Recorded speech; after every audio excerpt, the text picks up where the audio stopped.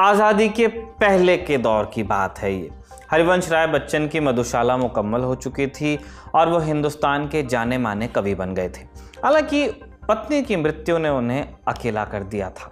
ऐसे में साल 1941 में हरिवंश राय की मुलाकात लाहौर के सरदार खजान सिंह की बेटी तेजी सूरी से हुई। तेजी की शादी किसी और से तय हो चुकी थी, लेकिन हरिवंश राय से मुलाकात के बाद दोनों इश्क में गिरफ्तार हुए। सवाल था कि शादी कब होगी, और इस सवाल पर दोस्त लोग अक्सर उन्हें छेड़ा भी करते दोनों को। ऐसे में एक रोज़ राजा मेहंदी अली खान की तेजी से एक समारोह में मुलाकात हुई। आज के पाकिस्तान में जन्मे मेहंदी अली खुद भी कवि हृदय थे और तेजी और हरिवंश दोनों से उनकी दोस्ती थी। उन्होंने तेजी से पूछा कि शादी कब कर रही हैं आप। इस पर तेजी ने जवाब दिया कि मेरा झुमका तो बरेली के बाजार में ही गिर गया। जवाब का आशय ये था कि वो पहले ही हरिवंश राय की हो चुकी हैं और ये सब हुआ उस पहली मुलाकात में जो बरेली में हुई थी। बहरहाल चंद महीनों बाद तेजी और हरिवंश राय की शादी हो भी गई, लेकिन बरेली वाली बात राजा मेहंदी अली के दिमाग में रह गई। इस घटना के कई साल बाद जब उन्होंने साया फिल्म के लिए एक गाना लिखने को उनसे कहा गया, मेहंदी अली ने लिखा, झुमका गिरा रे बरेली के बाजार में। नमस्ते, मैं हूं निखिल और आप देख रहे हैं ऐतिहासिक किस्सों से जुड़ा हमारा रोजाना का कार्यक्रम तारीख, जहां आज कहानी बरेली।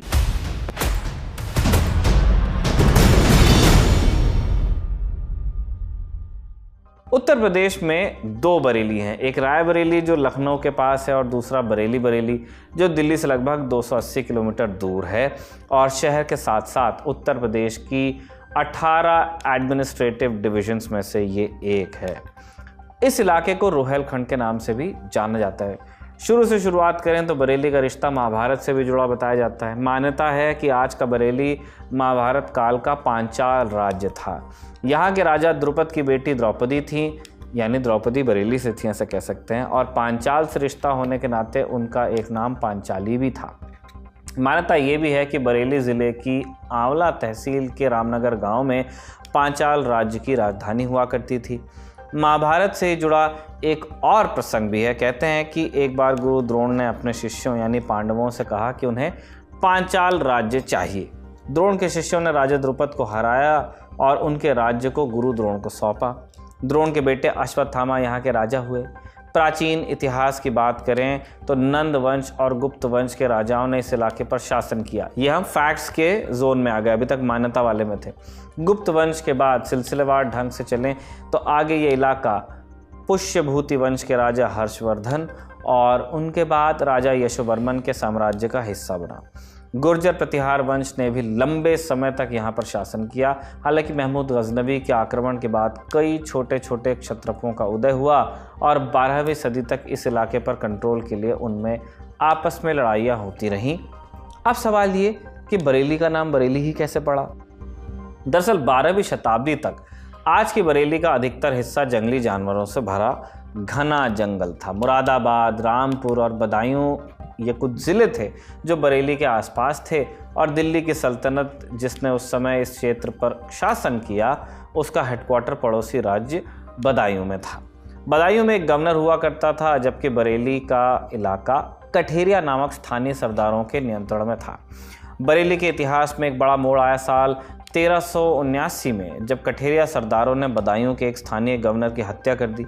इसके नतीजतन दिल्ली के सुल्तान फिरोज शाह तुगलक ने कठेरिया सरदारों के इलाके पर आक्रमण किया, कब्जा किया और बरेली में बसाहट की शुरुआत हुई सन 1500 के आसपास, जब जगत सिंह कठेरिया नाम के एक व्यक्ति ने यहाँ एक मोहल्ला बसाया। जगत सिंह कठेरिया का बसाया मोहल्ला आज भी बरेली ज़िले में जगतपुर के नाम से फेमस है। आगे चलकर जगत सिंह के दो बेटे हुए बांसदेव और बरलदेव। लोक कथाओं के अनुसार दोनों ने आगे चलकर एक शहर बसाया जिसका नाम रखा गया बांस बरेली। यही बांस बरेली आज बरेली के नाम से जाना जाता है। बांस बरेली के नाम के पीछे हालांकि एक दूसरा कारण ये भी हो सकता है कि इस इलाके में बांस बहुत होता था। शहर के तौर पर बरेली के शुरुआती दिनों के बारे में काफ़ी कम जानकारी उपलब्ध है। मुग़ल काल में जंगलों की बहुतायत के चलते ये बरेली दिल्ली के सुल्तानों की पसंदीदा शिकारगाह हुआ करता। एक जगह जिक्र मिलता है कि 1577 में मुग़लों ने बरेली की ज़मीन ईरान के एक रईस को तोहफे में भी दी थी। मुगल बादशाह शाहजहां के दौर में बरेली के रसूख में इजाफा हुआ। जैसा पहले बताया, बरेली में कठेरिया सरदारों का प्रभाव था जो मुगलों के खिलाफ संघर्षरत रहते थे। कठेरिया सरदारों पर लगाम लगाने के लिए शाहजहां ने बरेली को हेडक्वार्टर का दर्जा दिया, जबकि पहले उनका हेडक्वार्टर बदायूं में हुआ करता था। शाहजहां के दौर में राजा मणिक को बरेली का गवर्नर बनाया गया। इनके बेटे मकरंद राय को मॉडर्न बरेली का फाउंडर माना जाता है। इन्होंने बरेली में एक किला बनवाया जिसे आज किला मोहल्ला के नाम से जाना जाता है।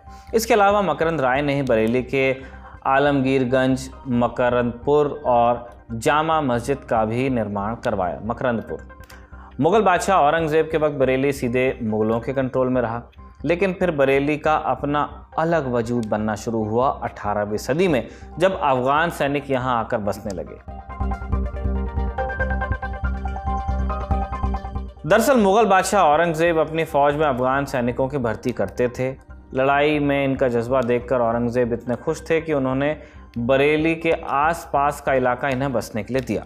चूँकि ये लोग रोहिल्ला कहलाए जाते थे, इसलिए ये इलाका रोहेलखंड कहलाने लगा। रोहिल्ला सरदारों ने बरेली को अपनी राजधानी बनाया। इनमें एक चर्चित नाम है नजीब-उद-दौला का, जिनका असली नाम नजीब खान यूसुफजई था। नजीब खान ने पानीपत की तीसरी लड़ाई में मराठों के खिलाफ अहमद शाह अब्दाली का साथ दिया। पानीपत की लड़ाई के बाद अवध में सत्ता को लेकर एक बड़ी जंग हुई, जिसमें अवध के नवाब शुजा-उद-दौला की जीत हुई और रोहेलखंड अवध के कंट्रोल में जाता रहा।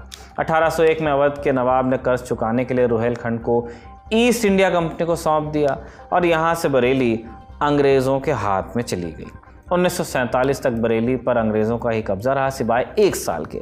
1857 की क्रांति के दौरान बरेली को आज़ाद करा लिया गया था और इसमें बड़ी भूमिका निभाई थी सरदार खान बहादुर खान ने।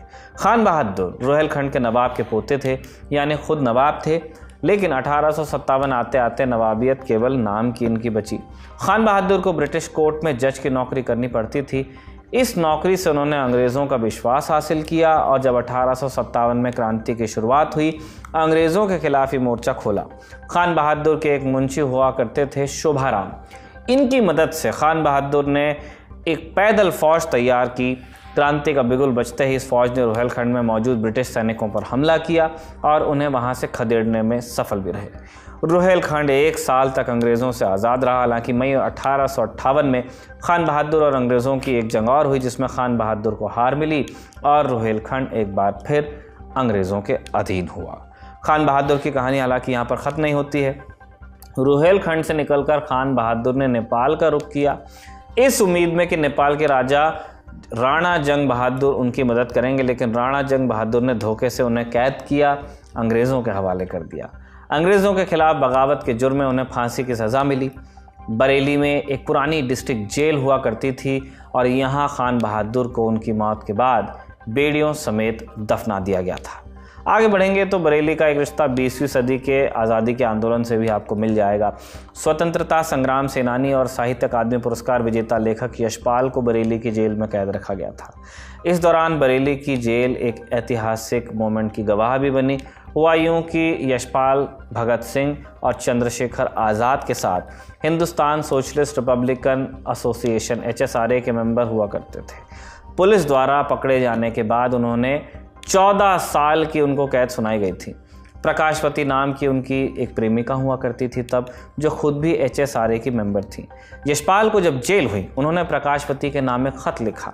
वो लिखते हैं, जैसे दांत में बार बार दर्द हो तो उसे उखाड़ फेंक देना चाहिए। ये रिश्ता तुम्हें हमेशा दुख देगा, इसलिए किसी और से शादी कर लेना। इसके कुछ दिन बाद जेल के SP यशपाल से मिलने आए और उन्होंने यशपाल को बताया कि प्रकाशवती तुमसे ही शादी करना चाहती है। यशपाल तैयार हुए। इसके बाद 7 अगस्त 1936 को बरेली की सेंट्रल जेल में प्रकाशवती और यशपाल की शादी हुई। ये किसी भारतीय जेल में हुई पहली शादी थी, जिसके बाद इतना हो हंगामा मचा कि अंग्रेज़ों को जेल के नियमों में बदलाव करना पड़ा। इसी किस्से के साथ इस एपिसोड को हम यहीं पे कंक्लूड कर रहे हैं, बरेली के किस्से को। इस एपिसोड को शिवानी और मानस ने मिलकर लिखा और आलोक ने रिकॉर्ड किया। आप देखते रहिए दी लल्लन टॉप।